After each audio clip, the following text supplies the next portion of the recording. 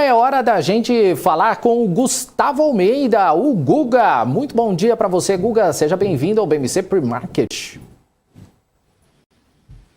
Bom dia, Daniel. Bom dia, pessoal. Vocês? Tudo bem, Guga. Guga, ontem a Bolsa fechou mais um dia em queda e atingiu o menor patamar dos últimos 12 meses. Tem chamado a atenção, né? A volatilidade do mercado e como devolver os ganhos do início do mês. Como é que você está vendo essas oscilações todas? E o que pode falar para os investidores que não estão tendo muitos dias de paz, né, nesse mercado? Bom, Daniel, eu continuo com a mesma narrativa, né? Mesma linha de pensamento. Acho que o mercado, quando perdeu os 12.200 pontos, a gente ficou ali alguns dias, né, trabalhando naquele patamar de preço. Eu comentava, olha, essa região aqui é muito importante, o mercado precisa melhorar nesse patamar de preço e diminuir a volatilidade. Quando a gente perdeu esse patamar de preço com uma volatilidade mais alta, isso marcou, né, que de fato o tom por parte dos investidores, ele não estava positivo. No cenário por trás disso tudo, nós começamos a ver uma deterioração muito mais forte em relação às expectativas de PIB e também, né, aumento das expectativas de Selic, uma vez que a inflação, né, começou a aceitar que é um problema de curto prazo generalizado ao longo do mundo, né, muito ocasionado pelo que a gente já vem conversando já desde o ano passado. Né? Pô, quais eram os nossos fantasmas?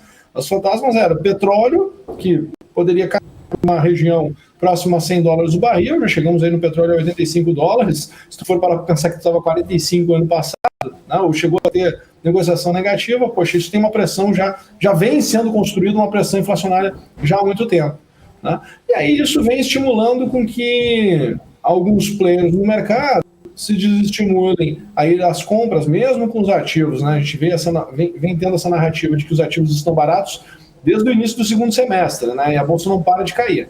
Mas, enfim, então aquele barato e caro é muito relativo, né? O market start, o momento, as tendências são muito importantes, principalmente quando a gente começa a ter uma queda mais longa do que o pessoal estava acostumado a ter. E tem um player, né, que está mudando sua posição de novo, né, que estava tendo que ser obrigado a migrar para a renda variável para operar a bolsa de valores, e esse player está, né, que são, na verdade, vários participantes, mas é um player do multimercado, ele está saindo fora de bolsa e migrando para juros novamente, onde ele historicamente performou, é onde ele historicamente consegue ter ali, né, o seu resultado. Então isso está se intensificando, uma vez que está tendo essa deterioração de expectativa de PIB, uma vez que toda essa deterioração, né, do cenário político em Brasília. Então, né, não tem muito o que fazer, né? Tem que esperar o mercado ele chegar no seu ponto de equilíbrio, né? De fato, por elevação de juros, né, e comece a se esperar que possa chegar no final. Ninguém está conversando aí sobre está chegando no final, né, da elevação de juros, pelo contrário, está se acelerando a elevação de juros, e enquanto não se chegar ao final, esse fluxo, ele tende a continuar no curto prazo, e os movimentos de alta, eles acabam que são muito pontuais. Eu já venho falando também, está sendo fazer operações de compra para aquele investidor que ele é mais de curto prazo, que ele, né, tem ali uma estratégia muito bem definida, está entendendo que o mercado está distorcido por um determinado momento e que vai ter um ajuste de curto prazo, só que toda vez que a gente tem esse ajuste, esses players, né, que estão com um apetite por sair da posição de bolsa, eles, né, vendem suas posições e aí volta a ter uma pressão de queda, volta a ter uma pressão de realização na nossa bolsa. Então tem que, né, infelizmente, aceitar, como o pessoal diz, né, aceita que dói menos, e quando as coisas acalmarem, obviamente a oportunidade vai ser maravilhosa.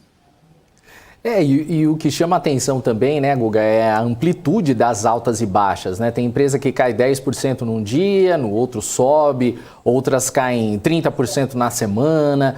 O que explica esses movimentos mais amplos? É preocupante? Vamos lá. Isso, na verdade, não é que explica, né? Isso mostra que, de fato, o mercado está avesso ao risco. Tá? Então, tem um aumento de volatilidade. Então, aumento de volatilidade deixa o temperamento do mercado mais aflorado, vamos assim dizer, e os investidores estão mais estimulados, né? Ao mesmo tempo que tu tem aqui, tu olha lá para fora, né? Tu olha para os Estados Unidos, máximas históricas, tu olha para a Bolsa Brasileira, caindo já há quase 5 meses, tá? Então, tu olha para o resultado das companhias, tem aquela sensação de que, poxa, as coisas estão legais.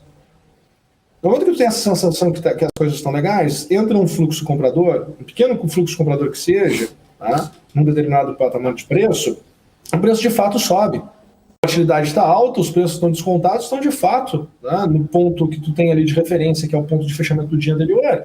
Poxa, tu tem uma oscilação bacana. Mas para o gráfico, o legal do gráfico é que eles trazem essa percepção, né, no relativo em relação ao tempo, né?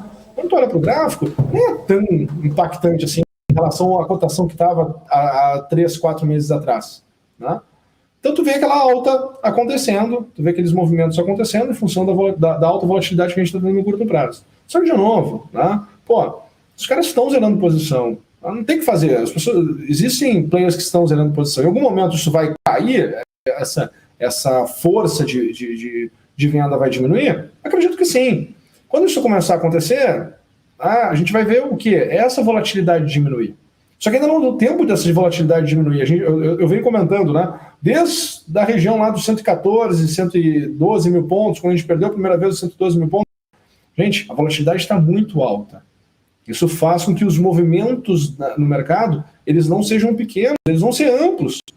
Tá? Então, cada vez que a gente vai se aproximando para um patamar mais baixo, o repique ele também vai sendo vai sendo mais amplo. Então, a gente tem que entender isso. Pô, tu compara, né? Bolsa brasileira com bolsa americana, se tu for comparar preço, dá a sensação de que está descontada.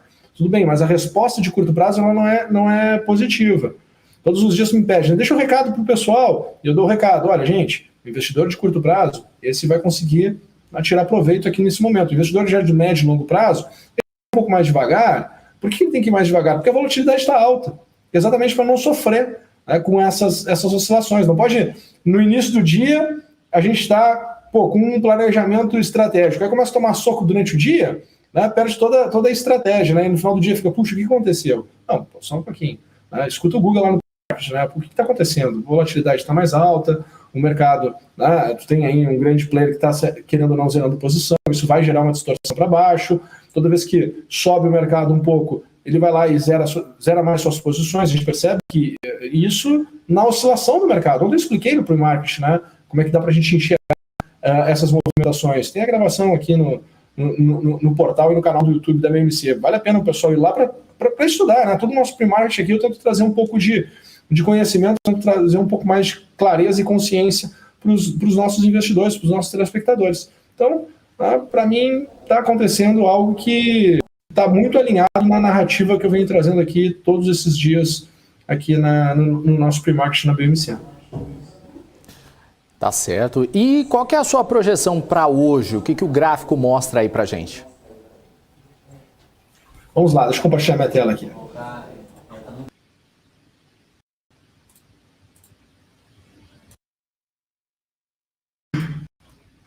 Começar pelo Ibovespa? Vamos lá.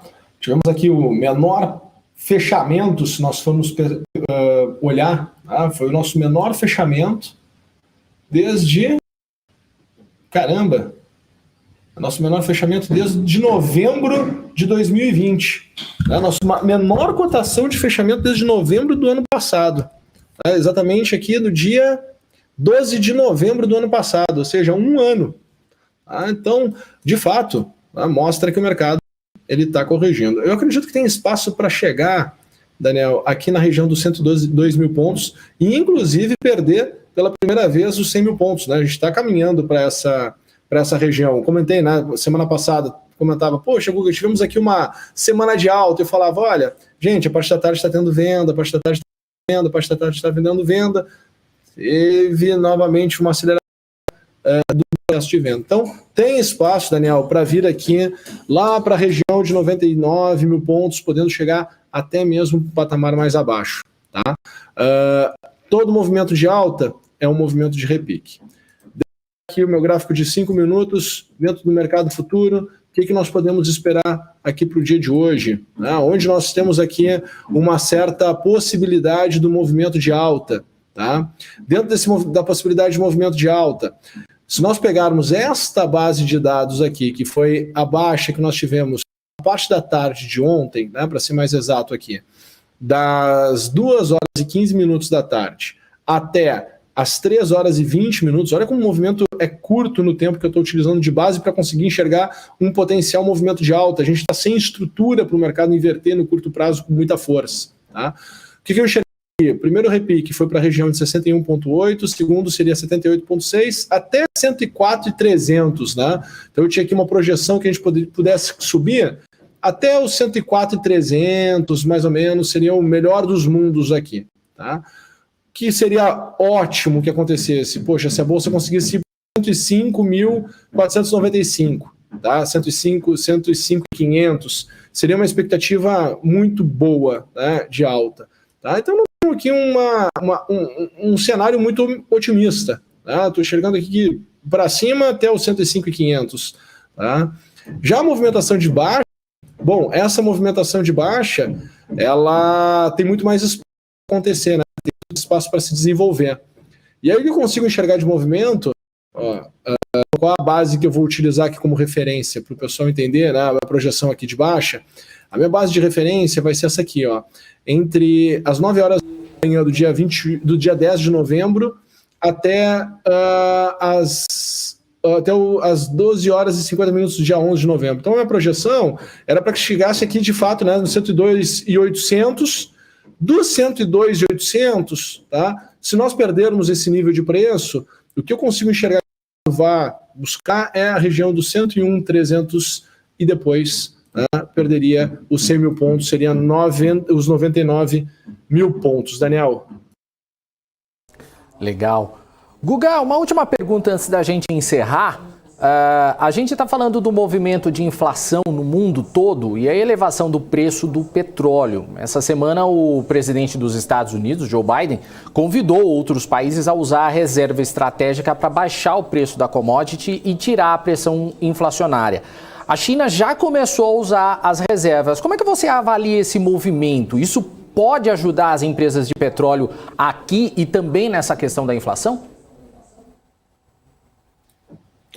Bom, é um movimento de intervenção, né? Só que tem que pensar o seguinte, né? Que reserva acaba, entendeu? Então, no curto prazo, dá essa sensação. Acho que a gente precisa de uma resposta um pouco mais rápida do mercado. A gente, se for olhar agora, ele está trabalhando aqui, o Brent está perdendo pela primeira vez, está perdendo aqui os $80 o barril, 79,88 agora. Né? Mas a intervenção, nesse caso, ela acaba, né? A reserva, quanto tempo tu consegue gastar a reserva sem voltar a consumir de fato? Então, eu acredito que é uma medida, né, que mostra, poxa, nós, governo, estamos fazendo a nossa parte, mas o mercado está muito aquecido. Tá? Eu converso com bastante pessoas desse ramo, e uma das coisas que me falaram foi o seguinte: olha, o tema está contratando muito forte, algo que a gente não viu na última década, sinal de que, de fato, né, vem muito consumo pela frente, eles estão preparados para ter muito consumo pela frente. Então, Gustavo, te prepara para um petróleo acima dos $110 o barril. Foi isso que, pelo menos é isso, tenho conversado, é isso que eu tenho escutado. A minha projeção desde o ano passado, Daniel, que o petróleo pudesse voltar acima dos $100, e eu falava sobre exatamente esse problema, né, que isso viria a gerar uma pressão inflacionária, e essa pressão inflacionária dentro de uma retomada da economia seria um grande problema. Legal. Guga, tem algum recado para a gente nessa pré-sexta? Pois é, né? Que ontem era uma quarta, hoje é uma pré-sexta. Boa. Amanhã temos exercício de opções, tá? Então é importante ficar atentos, tá? Porque nós temos de fato opções amanhã. E, enfim, não dá para criar uma grande positiva. Não estou achando, não tenho nada no radar que possa ter que salvar esse primeiro momento aqui da nossa bolsa. O mercado vem num processo de correção, tá? Ninguém gosta desse processo de correção, mas é exatamente nas quedas que as oportunidades elas aparecem irão em algum momento. É ficar atento e ficar feliz, né? Ter liquidez não é um problema. Então, tu não precisa estar sempre alocado, ter liquidez, ter caixa, né? O caixa é o rei, é importante. Por isso que a gente tem que estar posicionado para estar comprado ou estar zerado.